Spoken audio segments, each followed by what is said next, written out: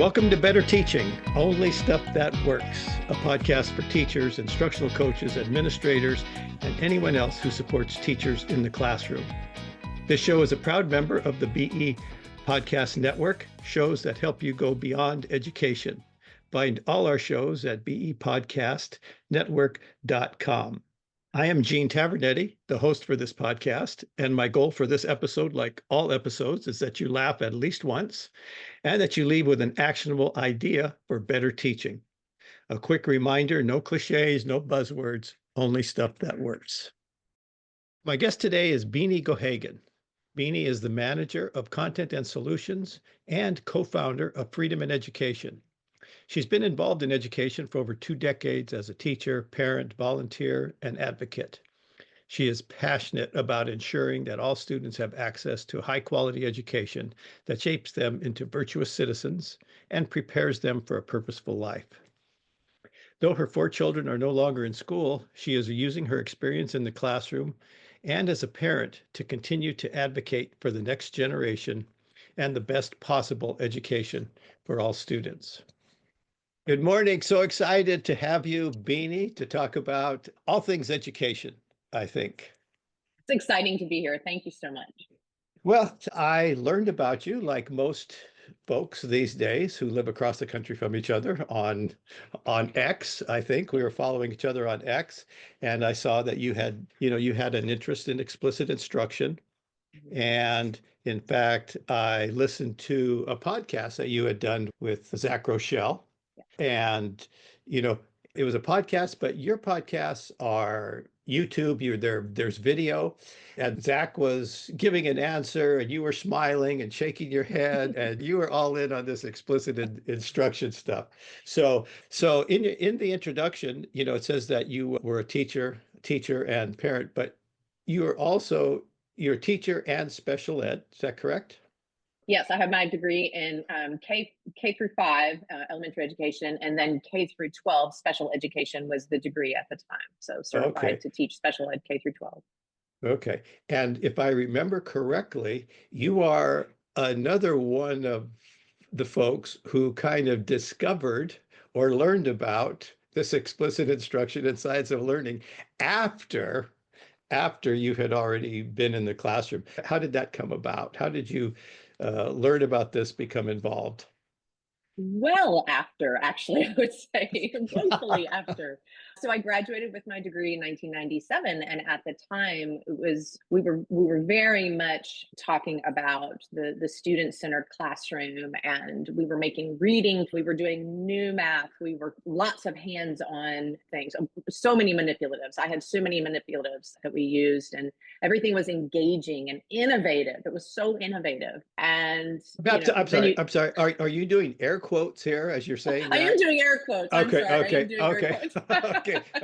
I thought I could detect it. It's funny because my husband's aunt, she retired from teaching after 3 decades.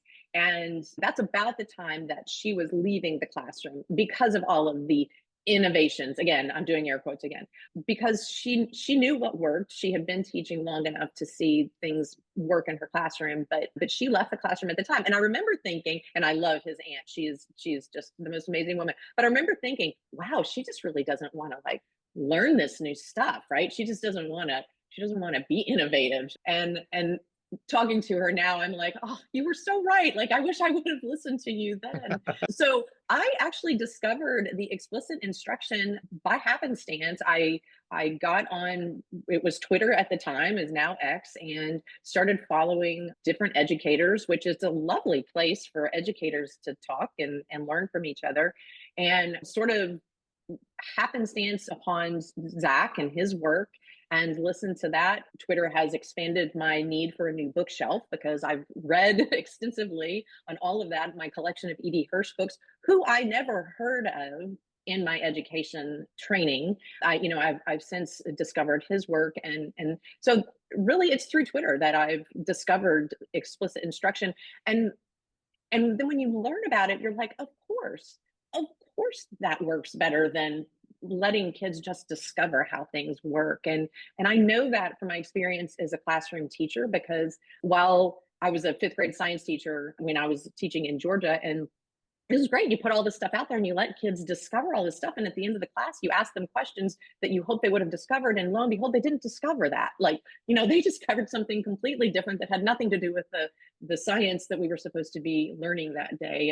And so of course, we know that as classroom teachers from our experience, but it just sounds so sweet and wonderful and fun to say it's an engaging student-centered classroom where we just let them discover things they're supposed to know. And it's like, but we're supposed to be the experts in the room. Can we just tell them what we need them to learn? And then we can be engaging with it and it can be fun, but they'll have that knowledge and information to do that. So that's a long way around the answer to your question. No, that's why I wanted you on. I wanted to hear what you had to say. So why don't you think this isn't more accepted? This explicit instruction, like why is there the big debates, do you think? Well, I think, and I have to say, I'm borrowing this from all that I've read in Edie Hirsch's books and other educators that I've talked with and learned from in these last few years, is we have steered toward this student-centered society, well, child-centered society. Actually just wrote an op-ed about this. Our society really has become a child-centered society where we don't want children to be uncomfortable. We don't want to appear too authoritative. We don't, when children do something bad, we talk to them about it rather than, letting them experience consequences for their behavior, whatever. Well, that has gone into the classroom as well, the student-centered classroom, where we don't want that teacher to look too authoritative, right? We want it to be a warm and cozy place with bean bags and couches and that kind of thing. And so explicit instruction in some people's minds looks like students in rows with the teacher at the front lecturing constantly, the students taking notes and maybe rote memorization and just spitting back everything they know. That's what some people imagine explicit instruction to be. I think that is not that doesn't fit with the idea of how we should be raising children today. And we can get into all of that and disagree with that. But I think if people took a step back and thought about how did you learn most of the things that you know? We were talking about sports, you and I, before we came on here, and I said I don't understand why it's not more widely accepted by parents and teachers today, because we have this huge population of very intense youth sports. I mean, children are playing competitive soccer at the age of 4, right? Like and how do these kids learn these sports? By explicit instruction by coaches who are authoritative when they're out there. They are telling children, they're telling the young athletes, stop picking daisies. It's time to get up and run the drill. And this is how the drill is. And this is what the drill is going to do. We're going to keep doing this over and over and over again until you're really good at it. And then when you're really good at it, when I put you out in the game, you're going to be really good and you're going to score a goal, or you're going to, block the goal. So we have examples like that in youth sports that are really just taking off. Parents 100% support and pay for explicit instruction when it comes to their child being an elite athlete, when it comes to their child being literate in, being able to read, being numerate, being well versed in history, or being knowledgeable in science. They don't want that explicit instruction. They don't want the drill. They don't want them to have that basic information down so well that one day when they get in the game, they can take off and be great at it. They can excel in that. So I don't know, the connection hasn't been made there, and I'm not sure why that is the case, but I'm hoping that the more we talk about explicit instruction and how it's really not drudgery, it really isn't Right. drudgery. Yeah. Students are sitting there looking to the teacher saying, just tell me what it is that I need to know. Don't make me play games and dance around and just tell me, like Zach says, just tell them. I always joke that some people play a drinking game. When they hear Zach's name, they have to take a shot. So let's kind of starts tying some things together here, because your current work is you're a co-founder of Freedom in Education. Mhm. Okay, can you talk about that? Describe what that is a little bit, and then we're going to tie the explicit instruction in there and see how all of that is washing out. Sure. So I have four children. In 2020, two of them were in college, two of them were in high school. They all came home, and the two that were in high school finished their high school experience online. Through that experience, even though I have always been, for the last 2 decades, been involved in education, but through that online experience, a lot of things came to light for me. I saw a lot of issues, a lot of problems, sort of spent the next 2.5, 3 years exposing those problems and issues until it came to a point where I'm a solution oriented person, right? Like, I'll come to your pity party, but I'm not going to stay. We're going to figure out how to get past that. Same with that. Okay, we know all the problems. What are we going to do about that? And so some of us came together, there's 5 of us came together and created this organization that is solely focused on solutions. So we have 3 buckets of equipping parents. We basically just want to make sure that the parents are able to be the best advocates for their children, whether it's just, how do I write this email to the teacher, to what is the best educational setting for my child. We just want them to be well equipped to advocate on behalf of their children. We have educational freedom. So we just believe every family should be able to choose the best learning environment for their child.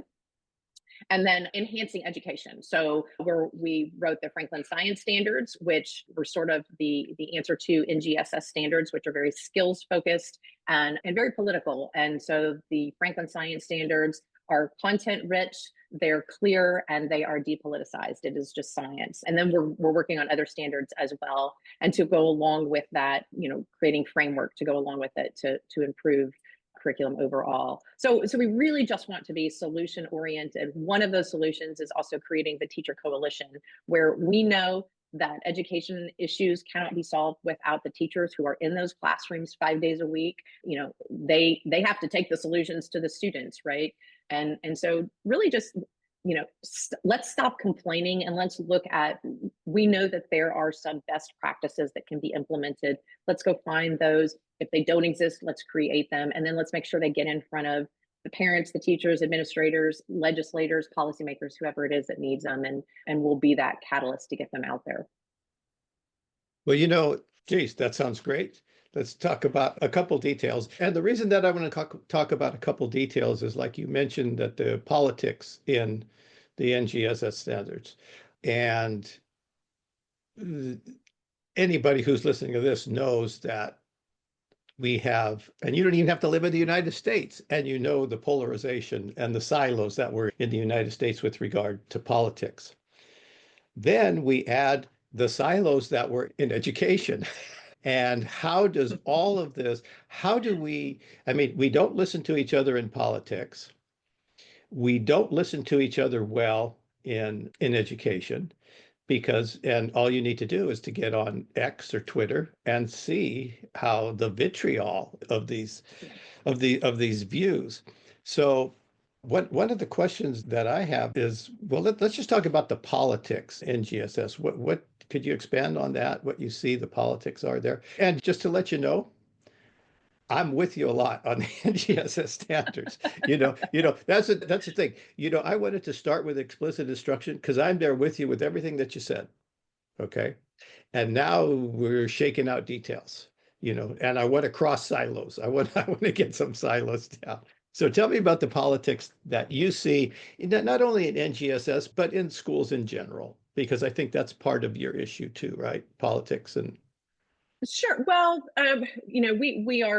we try to keep politics out of it. And I will say that's actually one of the really cool things about X and the people, the educators and education advocates that I've met on X is, for most part, I don't know their politics and I don't care what their politics are. They have great ideas or they present really great evidence to support whatever practice, it is that they're talking about. Like, I could not tell you who Zach voted for. Don't know, don't care. What I know is what he wrote his book about works. That is proof. And that's the case with most of the people that I interact with on X about education issues. I have political opinions, but that's not really what I use X for. And I really don't think that it belongs in our education. The NGSS standards, the way that they present science is as settled. Science is meant to be questioned and tested. We should be looking at the world around us and gathering, observing and gathering evidence, testing, that kind of thing. And the way that NGSS is presented in some of the situations, climate change might be a thing, might not be a thing, but a scientist would observe, collect evidence, test. Is it repeat that? And if so, then we can come to a conclusion. But should we be teaching things in science as settled, or should we be teaching students to think scientifically instead, to observe the world around you, ask questions about the things that you see, form a hypothesis about it, and then test that. That's why they're called the Franklin standards, because of what Ben Franklin did with the oil and the water. And it's just like that sense of curiosity, that wonder about the world around you, and not necessarily taking what someone tells you necessarily as fact, but just sort of kind of sitting back and taking in everything that and running it through there and going, that doesn't really add up. I'm going to just kind of, check things out and see. And so that's what we want. We don't necessarily hope that all of these students will grow up to be, engineers or scientists in the field or whatever, but everybody should come out of K-12 education in America being able to think scientifically, to make observations, to form hypothesis, and then to sort of gather that information and run it through. Will we all come out at different places? Possibly. We keep testing and we keep asking questions, and that's how we get to that. So that's one of the things that we did. Also, besides just the political aspect of NGSS, it's very skills focused, and we know, again, going back to E.D. Hirsch, they've got to have the content, right? You can't. And I was a fourth grade teacher. After my first year teaching fourth grade, my principal came to me at the end of the year and said, "Next year you're going to be the fifth grade science teacher." I said, "Well, I don't really know fifth grade science, so I'm going to spend my summer learning fifth grade science," which I did. And at the time, this was in '99, so it was still very content focused. And I was able to take those standards and figure out what it was that the content that I was supposed to deliver to my students. And then, we had curriculum to go along with that and deliver that. But when it's the standards are focused on skills, how do we know that if you're a fifth grade teacher, how do you know what they learned in second grade if the focus was a skill and not the content? How can you be sure to build on something in the fifth grade that you hope they learned in second grade, but every teacher does it different, teaches that skill different using different content? Yeah. There needs to be some building blocks there. What I actually experienced when I was working in the elementary school was that social studies and science were sort of the redheaded stepchild. And so if there was time to fit them in that week, they might get taught on Tuesday and Thursday for an hour. Fourth and fifth grade, you would have social studies and science, but not necessarily content focused. And then by the time they get to sixth grade, students are doing social studies and science, intensely every day. And they're jumping into science, especially with very little foundational knowledge, because they've just moved through maybe doing skills, maybe doing a little bit here and there, because these elementary teachers are not content experts. We are not. Middle school, high school tend to focus more on a content area. Elementary, we have to teach it all. So we aren't content experts. So we need those standards, and we need that curriculum to tell us exactly what content the students need to teach. And don't just tell us we've got to teach a skill and then weave in some content from there, because that can be really fun and engaging. But at the end of the day, what have they learned, and will they be able to build upon that the next year and the following year, going on and on? All right, Beanie. Well, I think we hit upon one of our first areas to discuss. Okay, with respect to the science standards, and I think that was very clear the way you discussed that, and I absolutely agree that the idea of science is that we are continually moving forward. We're continually testing things. At the time, but we develop theories, and the theories are good until they're disproven.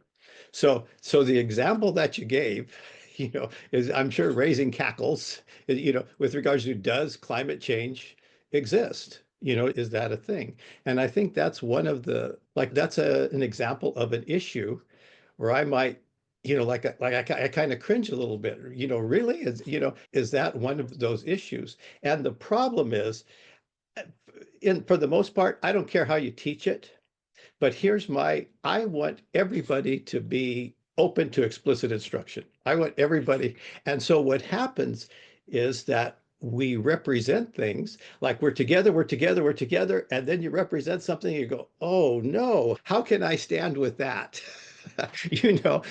So do you know what I'm asking you? Let me give you another example that I shared. And I learned this from, I didn't know about this until I listened to Emily Hanford's Sold a Story. And she was talking about on 9/11, everybody remembers George Bush on 9/11 reading in that classroom. And that classroom was a direct instruction school, DI, capital D, capital I, Engelman, DI. And he was there to let everybody know that this is what a good instruction looks like. And I'm sure we would agree, good instruction. After that, uh, I was a principal at a school, and I was new, and I asked the vice principal. I said, "How many kids in this school don't are not able to read after third grade?" He said, "Zero.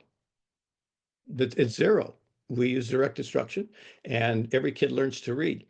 Go back to 9/11, okay, and Sold a Story, and I find out that's what George Bush was selling. George Bush may have many good qualities, but I don't think he's an educator. And the fact that George Bush was pushing it made it very distasteful for me. And I hadn't made that connection when I became that principal and found out. But in the Sold a Story, they talk about the fact that he just wasn't respected as an educator. And so they rejected they didn't even care about project follow through. So what He do you was think? heavily influenced by his educator wife, who knew. I think that, first of all, I think that it's okay for educators to disagree on things and wrestle with that. And at the end of the day, it's like you look at that and you're thinking direct instruction is clearly the most effective way to teach students to read. I don't like the person who promotes it, but it's clearly the best thing for students.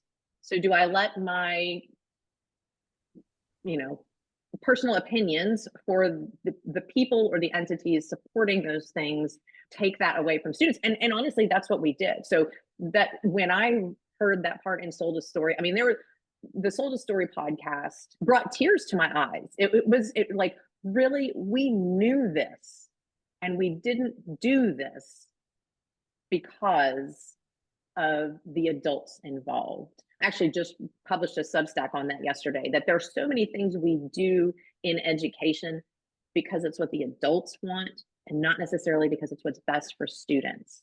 And I think as educators, we can have our politics, we can have our opinions, we can really not like a person. That's fine.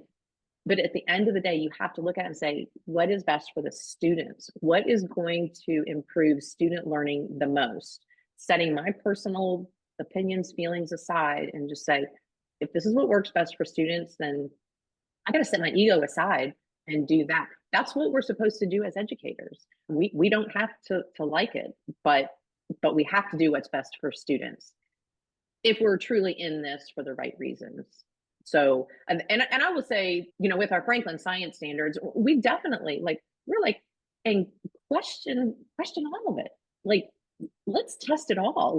Let's figure it out. And if you come to a conclusion, after testing and repeating it, that we disagree with, well, if you went through the scientific method, that's what you came up with, then that's what it is. But what we don't want students coming out of K-12 doing is just taking the word expert became like this big thing in the last 5 years, I guess. Like, we don't want to just have them just take the expert's word for it. Like, question it. Go ahead and question it. If you come to the same conclusion as the experts, great.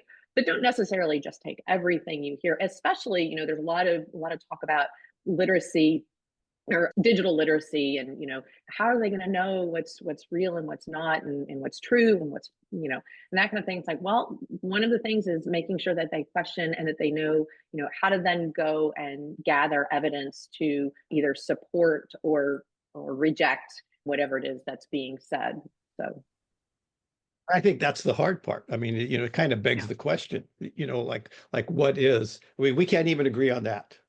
In the United States, we can't agree on the basic facts. And I think it carries over. But let's talk about something else that you talked about educators, teachers being experts and how does that mix? Oh, I can't think of the right word. How does that conflict maybe with what parents want? Yeah, I'm so there's a curious. big push right now with parental rights, and absolutely I believe that parents are the primary custodians and authority of their children. They should be making the decisions for their children. That doesn't necessarily mean that they shouldn't rely on teachers to, for their advice and guidance. And I certainly, even though I was a trained teacher, certainly relied on the teachers that my children had throughout the years for different things that would come up. I'm like, I've never crossed this road before. How do I deal with this? What do I Yeah. do? So I hope that there is this relationship between parents and teachers where the parents are like, this is my kid. At the end of the day, I get to make the decision, but I'm thankful for the teachers who see lots of kids come through here and they've seen lots of different scenarios. And maybe they're going to be able to offer me some helpful advice or guidance on what I need to do. I think, kind of going back to the soul of the story, how many parents did she interview where the parent was saying, I don't think this is right. I'm pretty sure my kid is just guessing. And the teacher would say, no, this is how we're supposed to do it. Like, it's fine. It's okay. They'll catch on. It's okay. And the parent was like, well, you're the expert. I guess I'll trust you. And then they have a, ninth grader who can't really read. And so, and the teacher, the teachers that were interviewed in the Soul to Story podcast also were like, I thought I was doing the right thing. The experts told me that this was the right way to teach reading, right? So we have like, who's the final expert that we hold accountable for this? Because everybody's looking to the next expert up. So I would say that there needs to be a balance there, that when, parents should know their children better than anybody else. And I would hope that parents would be fully engaged in their children's education. I think sadly what happens is that some parents put their kid on the bus, take care of my kid for the next hour, do whatever you need to do to make sure that they get the education they need to get. If there's a problem, I'll be sure and send you a nasty gram or call the principal, right? But I really don't want to be engaged. And so I'd say, if parents want to be the primary authority for their children, then they need to be primarily engaged with their children's education. And then, don't hesitate to talk to teachers or administrators, whatever, about things that you're noticing in your children's education. And you can do that respectfully. And then you can take what they tell you, mull it over, think about it. If it makes sense to you, if it doesn't make sense to you, maybe talk to somebody else, talk to other parents too. There are going to be some teachers that my children, gosh, went through so many different teachers. And there were some teachers that anything they told me I would have taken as gold because I watched them teach their classes. I saw what they did with my own children. I was like, whatever you say, I'm hanging my hat on that because you know what you're talking about. Right. There are other teachers I wouldn't have asked, what should I have for lunch today? I mean, just to be honest, like it was not, so I think, but again, that goes back to parents have to be engaged in the education of their children. They can't just sit back and only be present when there's a problem and they want to, fuss about whatever the teacher is doing. Yeah, I guess my question, and I don't have the answer. I'm asking your opinion. You talked about some micro parent engagement, talking to the teacher, involved in that level. And then you have the macro showing up at a board meeting, to discuss things. At both of those levels, other than knowing their student, I understood everything you said, geez, my kid can't read, help me out. You're talking to, and if there's no response there, I understand that. Is there, if I'm a board member, if I'm a board member and Beanie comes and talks to me, I know she's an educator. I know I've talked to her before. I know, other parents may not be that sophisticated. I mean, they may know there's something wrong with their kid, but those board members were elected as a representative body. And so how do we maintain that they're a representative body and not that has some authority to make some decisions, hopefully with more information than a single parent talking, or a few parents talking that don't have that expertise that you have in the classroom? Right. And it's hard. And I will say too that not all school board members have an education background or knowledge of best practice when it comes to education. Some of them are come from a business background where they are, talking about those types of issues. Well, one of the things that we hope to do in freedom of education is to equip parents with that level of sophistication to be able to, talk to them about what is high quality curriculum, what are best practices when it comes to instruction. I hope that parents, not just teachers, learn about explicit instruction and kind of know the difference between explicit instruction and inquiry-based learning, or when they hear terms like student-centered classroom, that they truly understand what that means, and that there will be about 3 or 4 students that classroom is centered around, and it probably isn't going to be your child, right? And so we hope that we can educate parents as well as teachers too. But I also want parents to feel confident in asking their questions. So we use an inquiry-based math curriculum here in my district, and it's horrendous in my opinion. And the teachers don't like it, the students aren't learning, they're struggling, but it looks engaging when you walk into a classroom because the kids are walking around, they're talking, they're, all that kind of thing. They take this stuff home to their parents and they're doing this math, and the parents are going, this is silly. Like, we can do this in a much more effective, efficient way. Like, we can do this. And they're sort of, like, oh, just be quiet. Just, we know what we're doing because we're the experts. And that's where I want to say, push a little harder, parents. Like, there are things that to be true. Push a little harder, respectfully push a little harder, and go to the, do your homework. Anybody can pull up explicit instruction, inquiry-based learning. You can do a side-by-side comparison. There are strong proponents on both sides, so you can listen to both sides of things. Do your homework a little bit and figure out, are you crazy because you're just not willing to be innovative? Or is it that, all of this innovation is sort of like throwing the baby out with the bathwater, and we've really just handed the classroom over to the students to learn. So my hope is that in the last 5 years, 4 to 5 years, that we've seen parents grow in their sophistication of what good education looks like, what they expect from their school, and that they can engage in a level that is appropriate, respectful, and just well informed. So, I mean, you talk about some big issues there about who's on the school board and, who should be elected to the school board. And I don't know how it is where you live. Where I live in Fresno County, and we have Fresno Unified, I think, is like the 4th largest school district in the state. But I have within a friend who Fresno, ran for school board there, actually. oh, Yep. oh, Yep. we'll have to talk after. So Yep. and I think there are 35 school districts in the county, some very tiny, and that support like one tiny community.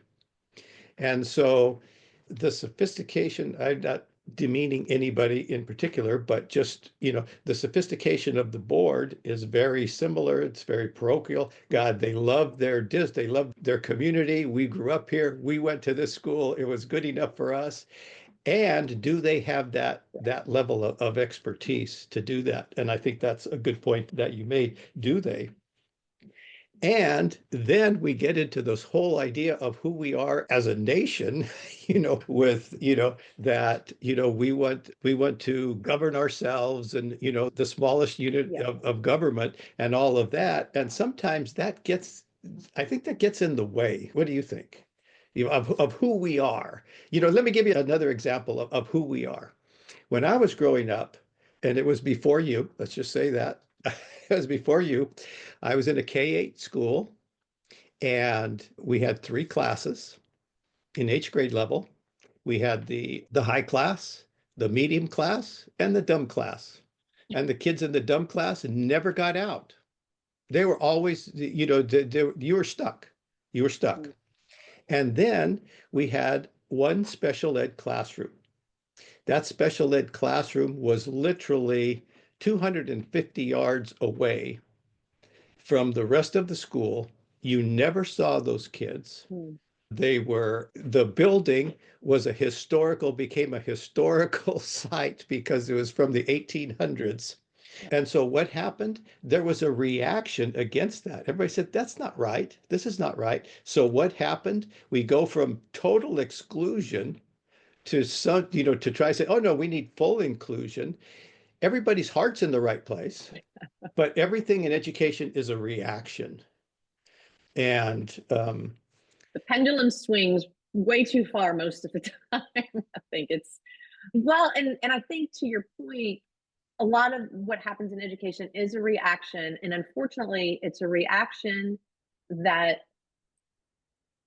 there is not a lot of wisdom and foresight into what will this look like in 5 years and 10 years. Like, what are the consequences of this? This solves this problem now. Like, it is horrible to take students in a special ed classroom and put them, so far away, sort of nobody ever sees them. They're maybe they're part of our school, maybe they're not really part of our school. That's horrible. And I think we can all agree that needs to change. Okay, well, let's just make it full inclusion. We'll stop for just a minute and think about, are everybody's needs going to be served if we bring in full inclusion? Like, are those kids, yeah, they'll be a part of the student body, but are they going to get the education or the services that they need adequately in that type of setting? And that's where you wrestle with those things. Like, well, this school can really do it well this one absolutely cannot. And I think that all of those policies that come as a reaction to things that I just wish sometimes people would sit and think. Like, when you think about our legislators who are creating laws, they create laws to solve a current problem, right? But any good legislator is going to sit there and go, but what does this mean for future generations? How can this be hijacked? I got to stop you. They don't think about that in any Well, arena. okay, well, they're There's supposed no to. They're arena supposed to. in which they do that, which is why we have the problems that we have. And I want to agree with you. They not only need the foresight, but they need hindsight. The trouble Yes. is we come in and everybody's so smart. They don't look to the history. They don't look to the institutions that even the local institutions, that why did we get here? What problem, are we solving? So I think this is a good transition, because the special ed, I believe many of those students are much more capable than we think they are. Mm-hmm. If they had, I'm going to say, more explicit instruction, Yeah. more practice, and so they're able to succeed in some areas, not in others. And so what we started talking to, so I think I want to transition here is from, like, not every school is great for every kid. Right. And that there needs to be more choices. What is your organization, or what do you think about how that would work? That there would be more schools that are identified. A parent could identify, oh, this school does X, or this school does Y. This is where I want my kid to go. Sure. And I mean, I think the way that you said that is great, because there are great schools that aren't great for every student. There are bad schools where some kids thrive. Don't know why, but they do. Like, I mean, I can show you students in my district right now in horrible schools, and they're doing great. It's fine. So I'm sorry. What's a horrible school to you? It's one of those things that we think we know what they mean, but what do you mean by it? Well, I would say a horrible school would be one where it's chaotic. There's behaviors out of control. The academic expectations are pretty low. The teachers are unhappy. Lots of turnover in administrative staff, that kind of thing. There's just no cohesion, right? Okay. I'm sorry. There's no flow. Just to clarify, And I yet interrupted you. Yeah. Well, and yet you could probably find a student who puts their head down, does what they need to do, and they're doing fine, and they're going to go off in that type of school. At the same token, we have number one high school in the state here in my district, and it's a great school. very few discipline issues, high academic expectations. The teachers tend to go there and stay there, same with administrators. And yet it's not the right fit for every student. And so, why would you try to plug a student in there? And I think that there are different things that different parents want for their children's education. I have a vision of what I want for my children's education, now my grandchildren's education eventually. And that doesn't necessarily look the same as my next door neighbor who has a different idea of what education should look like. I believe in explicit instruction. I believe in a fairly strict discipline code at school. I believe that the adults are the authority figures in the classroom and in the building. And I believe that if the teacher or the principal calls me and says that my child disrupted or misbehaved in class, that my child should be held accountable for that. And I'm not going to question that. There are parents who strongly disagree with some of those things. And that's okay. I think that there should be schools where parents can find the right fit for them.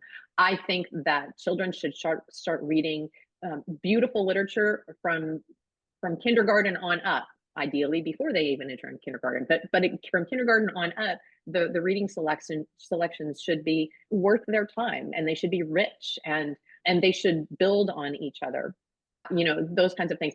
There are other people who want their children reading nothing but culturally relevant material and think that there is no room or space for classics, the classics. And so how do you appease every parent?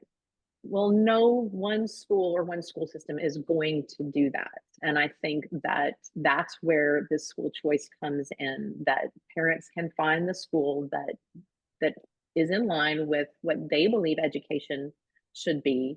And there is no perfect school. First of all, parents should know that there is no perfect school, but you could at least go to a school that aligns with your philosophy of education and what you think it should do. I believe it's the formation of a whole person. And so I think that their mind and their soul should be, filled with good, rich stuff, and should point them on the path to pursuing what is good, true, and beautiful. Well, when you talk about school choice, and I think I said the word first, is this public school choice, all choice? What's your perception of this? How do you see this? Yeah, I think that public school is going to work great for many students. I think that it's not going to work for some. And so I think when we talk about school choice, it should be parents having the ability to choose the learning environment that best works for their children. And I will say, I have 4 kids, and I probably could have chosen a different path for a few of them. My daughter actually finished up homeschool. She did great. My older ones, who were all boys, I'm like, not sure it would have worked out the same. I just don't know. But I think that it should not be confined to just the public school arena. I think that it should be, what works best for every child or for every family. So does this mean sort of public funding for those schools as a substitute for the school down the street, or what are we talking about there? Well, I wouldn't say public funding for the school. What I would say is that you actually put the parents in charge of how they would direct at least part of their educational tax dollars. So, and there's various forms. We had an amendment on the ballot here in Kentucky to change our constitution to even provide a way to have school choice, and the amendment failed. So we're not really into the details here in Kentucky yet, but haven't given up hope. But you can look at Arizona, you can look at Florida, where parents have the opportunity to take a chunk of their education tax dollars and direct them how they see fit. Some states have it so that that money can actually be used for supplemental things like tutoring, or if they're a special needs child, maybe they're dyslexic and they need after school supplemental help with that, or maybe they're just behind in math or reading and they need some tutoring there. I think that the people who have the ability to just take their child to a tutor, the financial resources to do that, really don't understand the importance of that, and how so many families do not have that opportunity. And so they're sitting at the kitchen table and they're just struggling and sometimes weeping with their child because they can't help their child and they can't afford tutoring. And so I think that allowing for those educational dollars to be spent and however they need to be spent to supplement or to direct the child's education. And if the family chooses their public school, which most will, because it's the easiest path, then the money will follow the students to the public school. So we sort of negate the whole, defunding public education thing, because I am not anti-public education. I think public education is going to be around. That's, one of the reasons why Freedom in Education is working to enhance standards and curriculum, because we've got to restore high quality education in the public school system, as well as in, making sure that there are other opportunities, homeschool, microschool, charter schools, whatever it is, for families. Well, let's leave the funding out of it for a moment, because lots of details to work Mm-hmm. out. I mean, Mm-hmm. the first time I heard about that, well, let's carve out, those education dollars that I'm Mm-hmm. sending you. Well, then what about I'm retired, I got no kids, I still have to pay education dollars. So Right. there's all Right. sorts of details. And then I think of the people who don't want to send their tax dollars, the portion that goes to the war machine, to the Department of Defense. So that's a very complicated, but let's set that aside for a second. And let's go back to our special ed again, because I know that one of the things that is one of the most expensive things is this faith, is, an appropriate education for students. And that's one of the, boy, you want to save money? Don't have any special ed kids in your school. So is that something that we need to tell a private school? If you're going to have a private school, then you need to, you're going to have you're going to have special ed kids. It's not going to be, we're not going to exclude based on that. Well, I actually have 3 schools just probably within a 2 to 5 mile radius of me that serve special ed students only. And they're private schools. The one school that I actually substitute taught in, it's phenomenal. And that's what they do. And so a parent would be able to use their ESA or voucher or whatever you want to call it to send their child there. I think, unfortunately, public schools receive more funding for special education, therefore oftentimes receive that money and do not provide the services. And we've heard that a lot. There is a whole world of angry parents of dyslexic children on Twitter that you can find, where they're like, they were basically told good luck. But it's like, well, but my child qualified for special education and you're getting money for, well, we aren't equipped to handle that. But the school's getting the money, but they're not equipped to handle that. And so I would say to parents, why would you want to send your child to a school that doesn't have the resources to serve their needs? So if I had a child with special needs, I would look for the school that would serve their needs. Like we said, not every school is great for every child, and that doesn't change just because they have special needs. If it's Right. If your child didn't speak English, you would probably want to send your child to a school that, would at least be multilingual so that they could, get right. And so it's the same thing. And so I would say to parents, don't try to send your child to a school that doesn't have the resources to serve their needs, because the school might, do backflips trying to do that. But at the end of the day, they just aren't qualified to do Yeah. it. So I would find a school that would. And I would also say, just because public schools say that they're serving students with special needs doesn't really mean that they're serving students with special needs. And we're, some parents have sued over that. Sometimes they just hide it really well. But, sometimes they're just sort of, put in a classroom in the basement and kept quiet, and that's, we'll keep you quiet, and that's fine. And to be honest, a lot of times the parents have so much to deal with, so many other issues, that they don't have time to fight that fight. They don't have the energy to fight that fight. They're happy with what they get. Some schools do it really, really well. The elementary school, public school that I worked at, that my children attended, we have a phenomenal special education teacher, and she was fantastic. And I'm like, these parents are getting their money's worth. But the problem was those students had to go on to a middle school, and finding a middle school that served the special education students just as well was nearly impossible.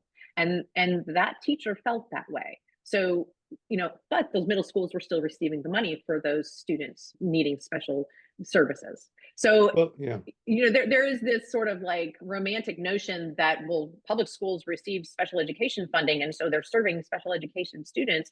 Well, maybe, but you should pull the curtain back a little bit more and make sure that that is truly happening. Well, and there's, again, devil in the details, because you also have, again, you may be in a small school district and you have one blind child. And Mhm. of course, they're not going to be able to do that. There has to be some sort of consortium. There has to be some Mhm. sort of reciprocity, some way to be able to handle these kids with the Mhm. low incidence. So okay, that's one thing. I'm real good talking about, well, how are we going to solve this? How are we going to solve this? But do you have, let's let that get a little hopeful note. What message do you have for parents about education? Yeah, I would, I'm just cautiously optimistic about the direction of education. I know that we kind of have gone through a bit of a dark period, I would say, where some things were uncovered and discovered by parents that we were not aware of before. I think that some teachers who had been silenced for a long time are starting to find their voice. I even know of a few administrators who are truly in this for the right reason and really want to see student learning improving. And so I would just offer hope and encouragement to parents who are either just starting this journey or in the middle of it. I would just say keep learning, keep asking questions, keep talking to people, and finding out as much information as you can. To the parents who are not quite in the school system yet, I would say to you, you are kind of lucky because you have opportunities opening up to you that parents 10, 15, 20 years ago did not have. The classical education renewal movement is just exploding. So if you're interested in classical education, micro schools are exploding, which gives you a lot of flexibility as a parent. The homeschooling movement is exploding. So if you're looking for a community to be a part of, if you were homeschooling back when I started putting my kids in school, you were sort of shunned. You were like the outcast, right? That's no longer the case. So I would just say to those parents, you're lucky because you're going to have opportunities as far as your child's education that families didn't 15, 20 years ago. To aspiring teachers, I would say the same thing. Don't be so narrow-minded that you think, well, I have a teaching degree, so I guess I'll go teach in the public school system. That's great if that's what you want to do, but know that there are other opportunities out there. And actually, to people who don't have teaching degrees, but really love biology or really love English, the classical renewal movement is looking for teachers all the time. I mean, there is a greater need for classical education teachers than there are teachers out there right now. So I would just say there are so many reasons to be hopeful and optimistic about the direction of education. We just sat here and went through all of the different issues, and we never really came to a conclusion or solution for any of them. So we'll keep talking about them. I hope people will keep learning about them.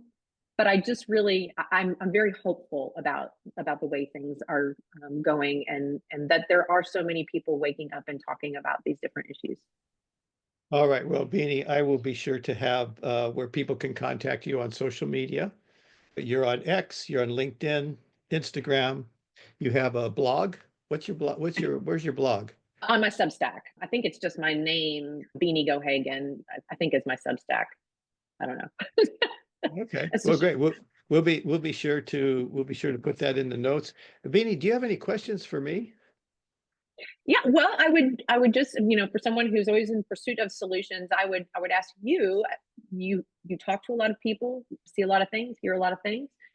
What do you think would make what if there's one thing, what do you think would make the greatest positive impact or difference in education if we were to change something or fix something? What do you think would be that one thing that would make the greatest positive impact? This is not a surprise to you, Beanie, when I say this, but I think that if every teacher was grounded, every teacher, every educator was grounded in explicit instruction, and we ensured that they got support and became very competent. You don't have to be perfect. Teaching, you know what it's day to day. You don't know what's going to happen. But if you are sound in explicit instruction, that we start there before we make any more decisions about what's the curriculum.